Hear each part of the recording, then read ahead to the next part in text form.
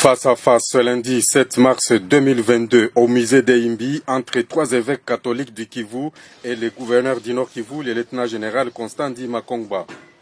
Au menu de leurs échanges, le séjour à Goma en juillet prochain du pape François. Selon l'archevêque de Bukavu, Monseigneur François-Xavier Maroy, le Saint-Père viendra ici au Nord Kivu pour, entre autres, réconforter la population longtemps meurtrie et victime d'incessantes atrocités. Le pape François priera avec les fidèles pour la réconciliation du peuple avec Dieu. Le pape vient comme père de grande famille. C'est lui qui est le successeur de Saint-Pierre. C'est à lui que le Christ a laissé la mission que vous connaissez. Tu es Pierre et sur cette pierre je bâtirai mon église.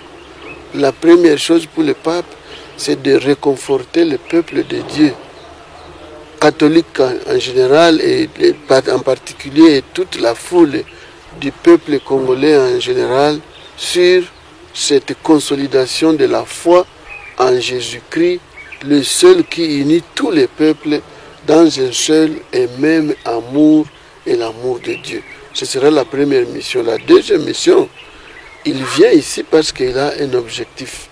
Il sait combien le peuple de Dieu au Congo a été fortement sinistré pendant toutes ces années de souffrance. Le pape vient nous réconforter, prier avec nous pour qu'avec lui, nous présentions aussi notre prière à Dieu avec le souci qu'il nous bâtira un Congo où il fait beau vivre.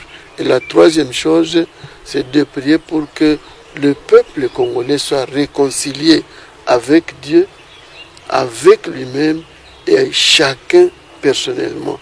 Je crois qu'avec ça, il va toucher nos cœurs et nos cœurs vont comprendre que nous n'avons aucun intérêt à vivre les confrontations inutiles, les conflits inutiles, mais nous devons bâtir un seul peuple, peuple de Dieu au vrai sens du mot. Signalons qu'outre Monseigneur Maroy, l'archevêque de Bukavu, la délégation était composée des évêques de Goma, Willy Ngumbi, et de Butembo, Melkisedek Sikuli, ainsi que leurs vicaires généraux respectifs.